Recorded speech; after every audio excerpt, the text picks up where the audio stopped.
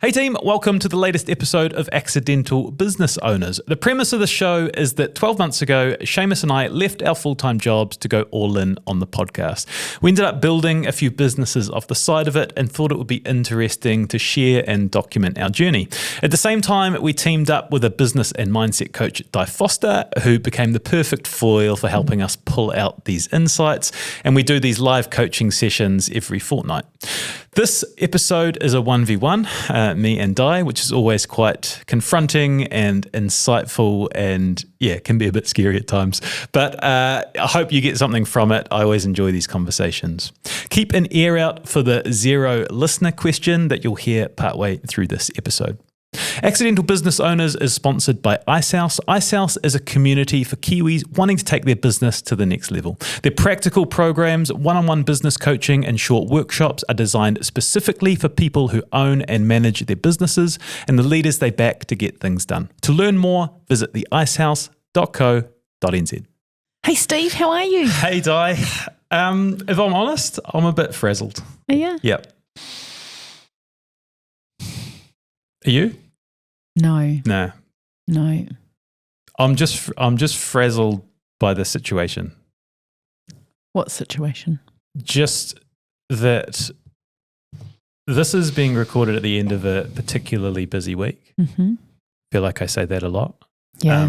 It's a Friday afternoon. There's been a lot that has happened in the last 72 hours, I think. And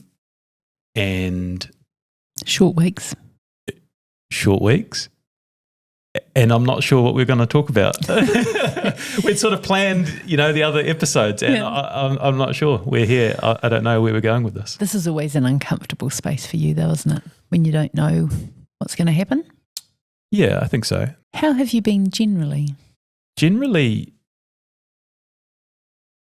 good, really good. I say good a lot. Me and Shay have these meetings every Monday, and we always start, it's something introduced to us by Sean Goldsberry. It's like start with an emotion, like say how you are, and I always land on good. I'm genuinely good most of the time. And I was thinking about this. We had a chat yesterday, and it was like, what would you like your perfect life to be? And I'm pretty close to it.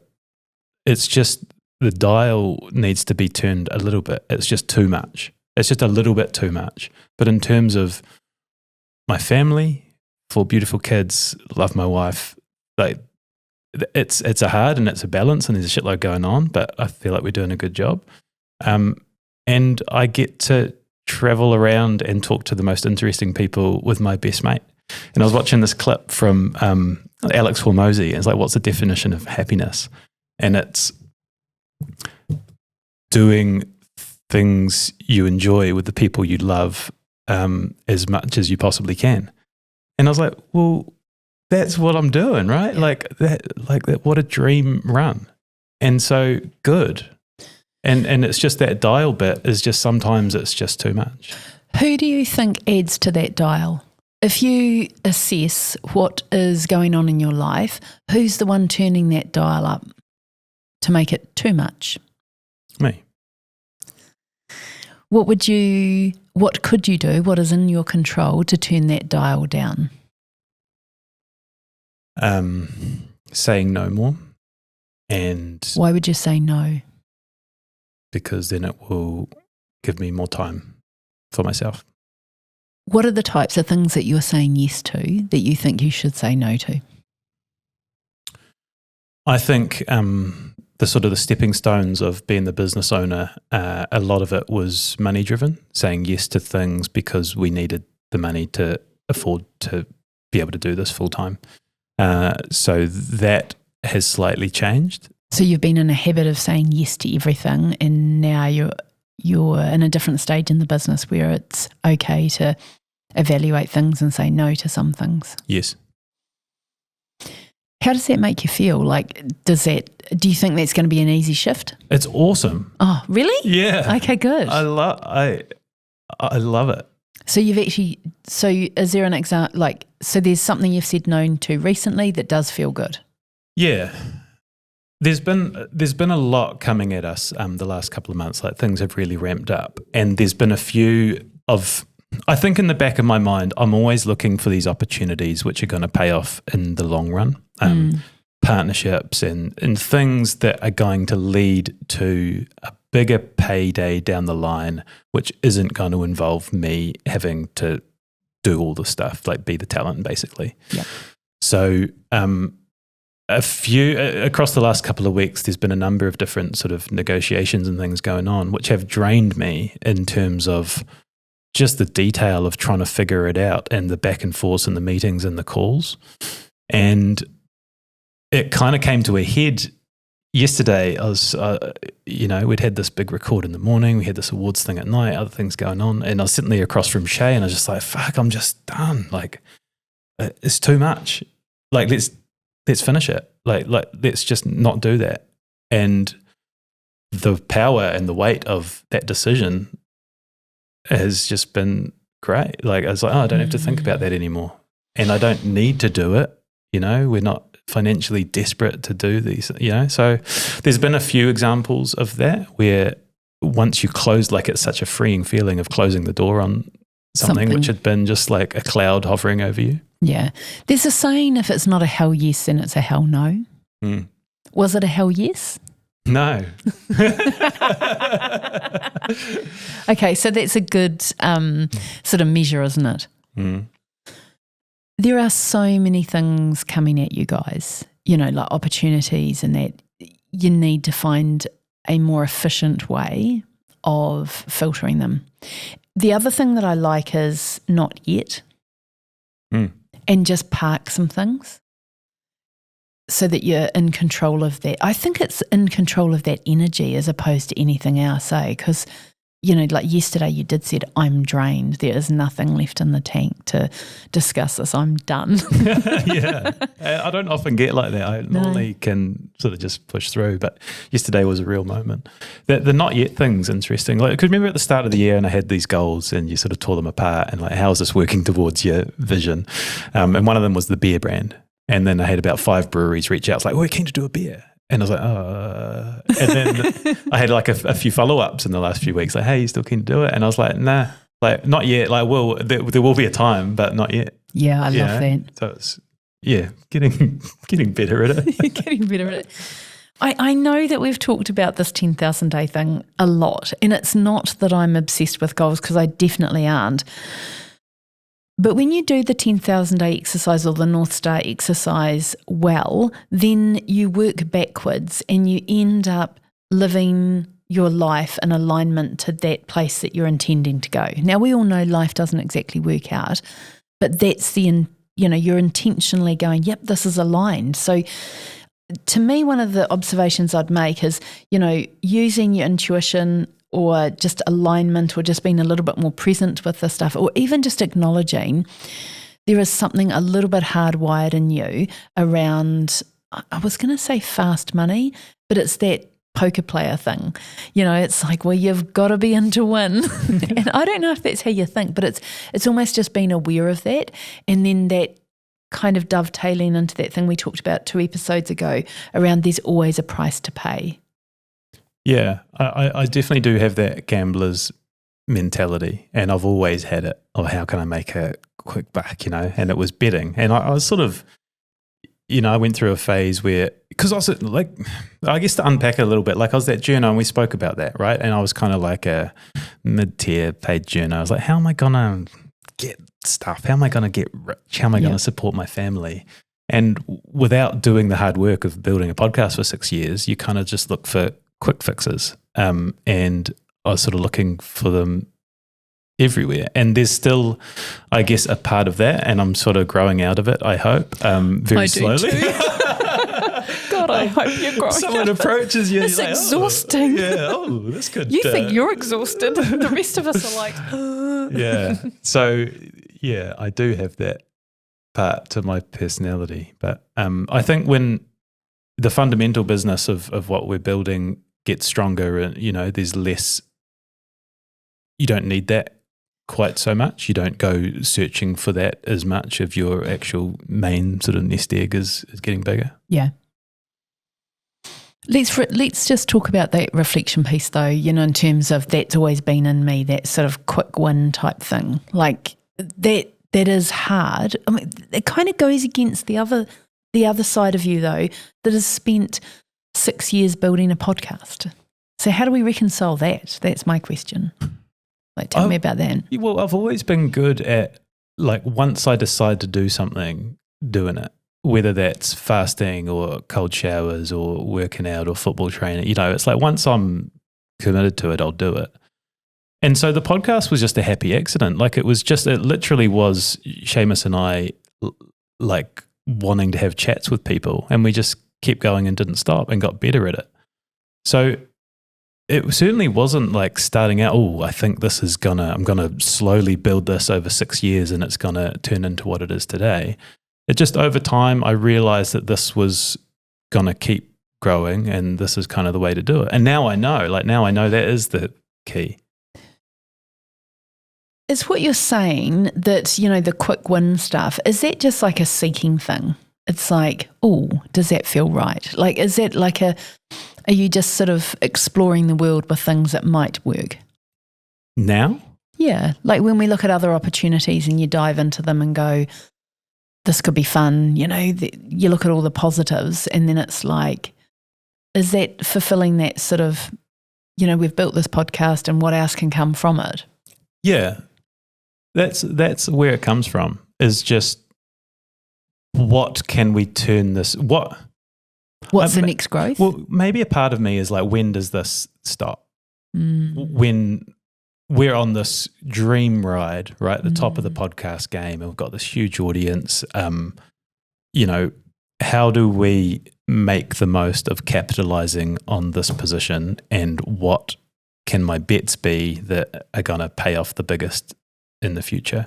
And so when these things come in, I don't have that sort of experience of being in this position. So everything looks pretty good because I'm kind of seeing it for the first time. And then every time I go through one of these sort of like, you learn from it and like it won't happen again. And then one of the things that we've landed on is New Zealand's most trusted storytellers, which for me has been a real godsend because it's like a place that we go to kind of, is that a values fit? Has that helped? Hugely. Everything pours into that now. And we sort of talked about in one of the previous episodes, like the brand thing is so important, and I'm becoming more and more aware of what we are and what we won't do. And it's like the trusted part, the like shit, we put more effort into prepping for guests than anyone else. People know us as the place to come to really tell their story well. Not ruining that, not looking for small, cheap, quick wins that will do long-term damage to what we have worked so hard to build. Because there's always a price to pay, isn't there? Even if it's just compromising your values, there'll be a price to pay on the other side. Yeah. Yeah. So do you feel like through business you're getting to know yourself a bit better? Oh, yeah, I reckon the last 2 years have been ridiculous in growth. I still feel like there's a long way to go. Like this, I feel like this OMP course is going to be a big one for me. Yeah. In terms of business growth. But even just like as a husband, as a dad, like there's no book to follow on it. Like no one else has got 4 kids under 8 and knows all the shit that goes with it and can help. You're kind of just figuring it out as you go. And also they're uniquely your children. They're not anyone else's. I mean, I come from a family of 4 and my mum brought us all up a little bit differently, because we're all such unique and individual people. So we're not special, but we're definitely unique in that, aren't we? Like in however that family situation is. Yeah, I think the family, we talk about that dial. I mean, that is the trade-off, is the family thing. And that's kind of what I'm talking about, is like the busier and more successful I get, the more time it's away from home. And it needs to be that way in order to support the family. But, I'm turning that dial back and I can be at home a little bit more, then that would be great. Can I just challenge you on that just for a minute? Are you utilising the support that you've got in the best possible way? And are you managing your time at work in the best possible way? No, there's definitely room for improvement there. It takes me creating the time to figure it out to fix the problem. Yeah. And I'm not quite there yet. Yeah.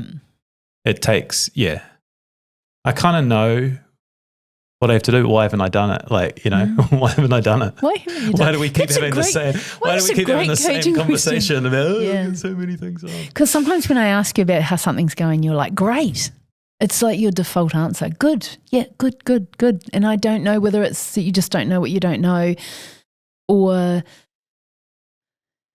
you just, like I'm going to, like, so what is stopping you from going, this is some productivity stuff that I need to dive into to get more out of my time so I can bugger off home or play golf? I think it's not fear of letting go. It's thinking that there are things that only I can do that other people can't. Yeah. So we'll just call bullshit on that now. Yeah. Yeah. Yeah, it is. It's bullshit. One of the things that me and Shay have been wrestling with is the research component of the podcast. Mm-hmm. There's a school of thought that we could outsource that, right? We could cut down our time. But the other school of thought is that is what makes the podcast special. And by actually having these phone calls with 3 or 4 people, that is where we get the nuggets from. So and reading people's books. And reading books and doing all that stuff. So I'm not really prepared to take a shortcut on that. The other side of it is the sort of the sponsorship and the advertising and dealing with that and having those conversations and those back and forths and figuring out what's going to work for the podcast and what's not. And I feel like I need to be on top of those. And there's travel time, and we're doing 8 podcasts a month. There's a lot of talent time, and it's kind of like, well, I think we've gotten better at processing and getting a team around to do parts, but there's still room to squeeze. Because I think you're right when it comes to sponsorship, or as we'd like to call it, commercial partnerships. I think you have to be on top of that, but I would like to see somebody else doing all of the grunt work below it. Yep. Is that happening? No. Okay. No, it's not. Yep, I'm doing it all. Okay. So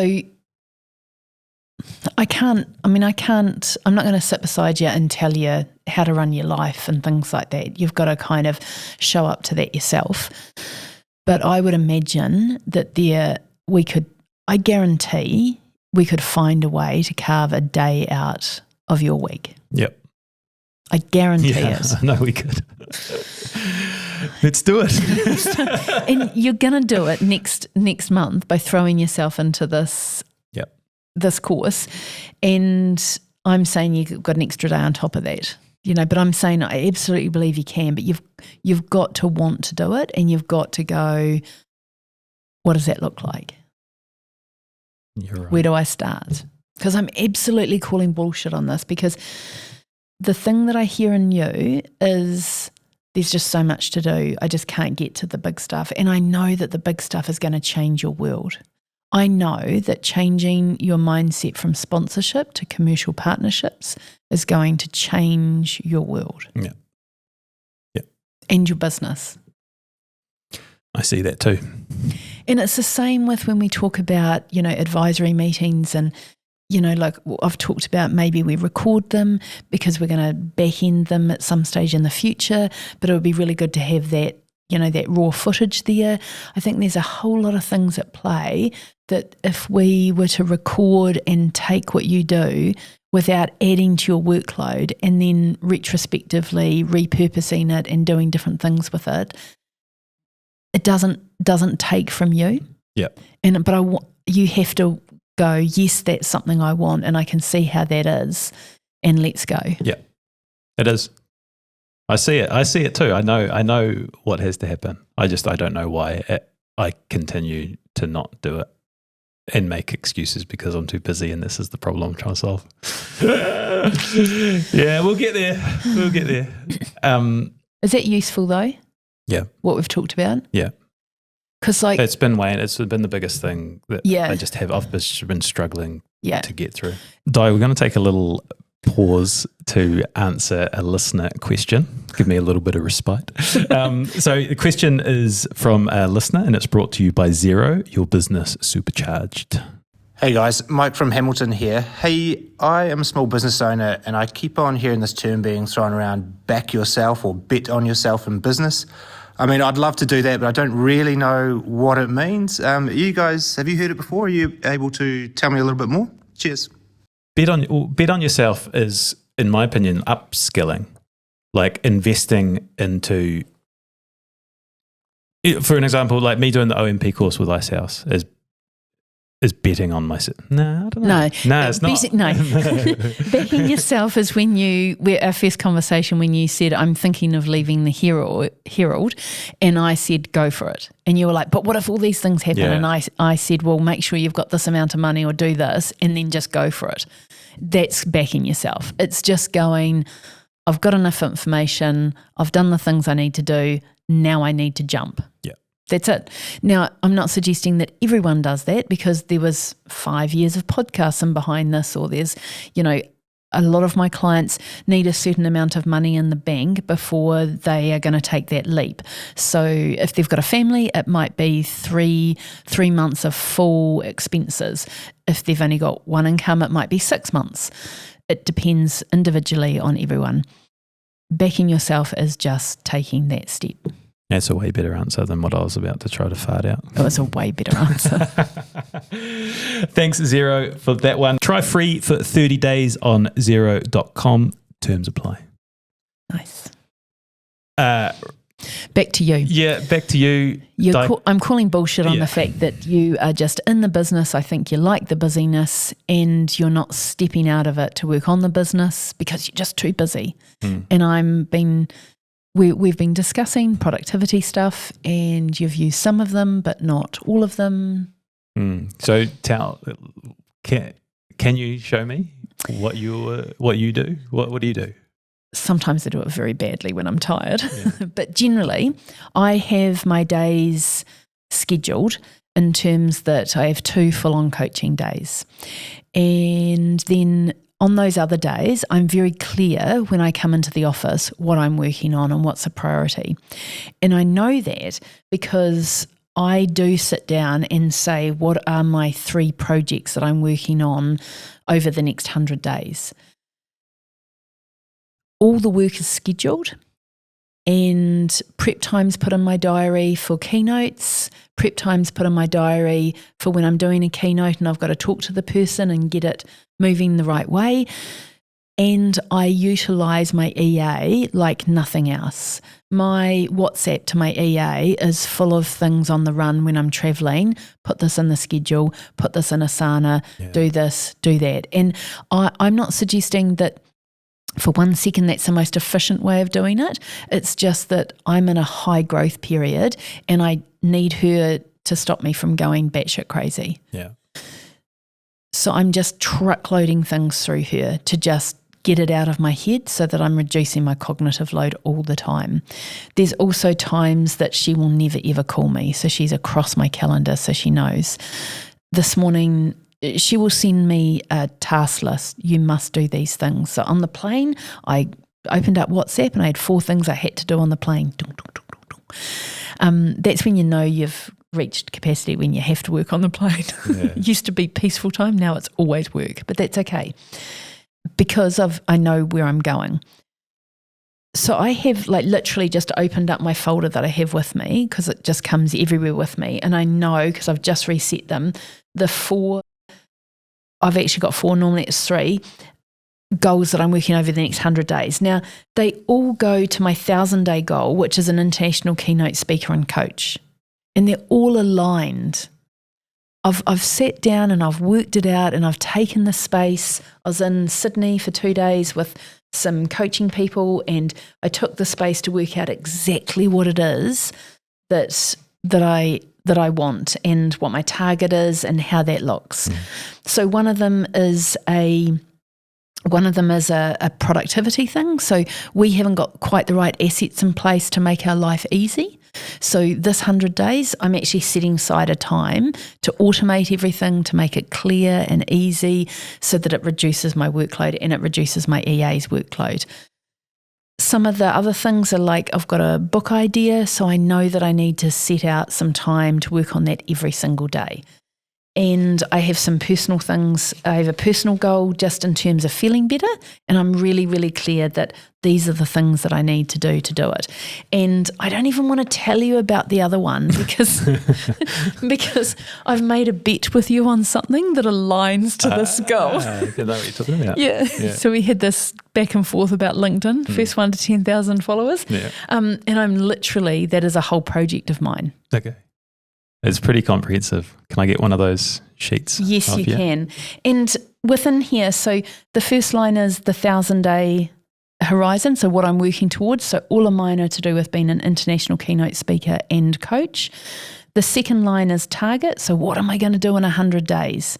What is my 100-day target that a 10-year-old can say, did she achieve that or not? Yes or no? And then underneath that is my 10-day milestone. So in the next 10 days, what do I need to get done?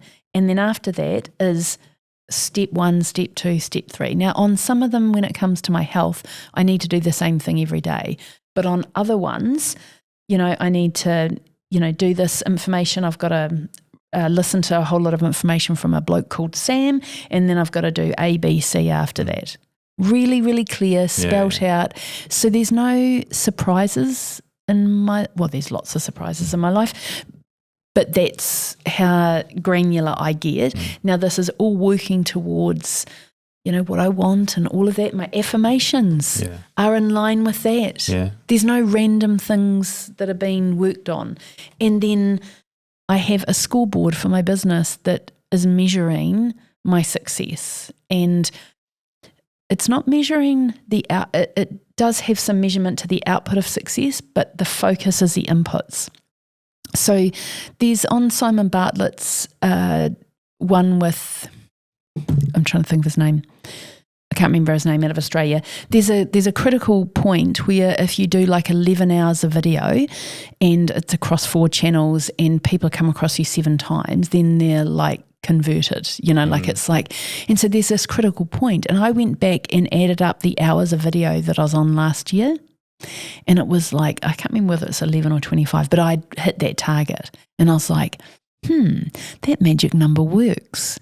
Yeah. And so I'm measuring my inputs that are going to change the levers in my business. Shit, that's good, Di. You're welcome. Pretty comprehensive. So I need you to know. It's good to see how someone else does it. Yeah. So when I come in the morning, there's 3 things that I want to achieve plus whatever's on my schedule. Eat the frog and put a timer on for 20 minutes. Just do it. Yeah. Do the work. That one thing. Yeah. I'm going to get copies of those sheets. Thanks, Di. I'm not giving you my LinkedIn profile one.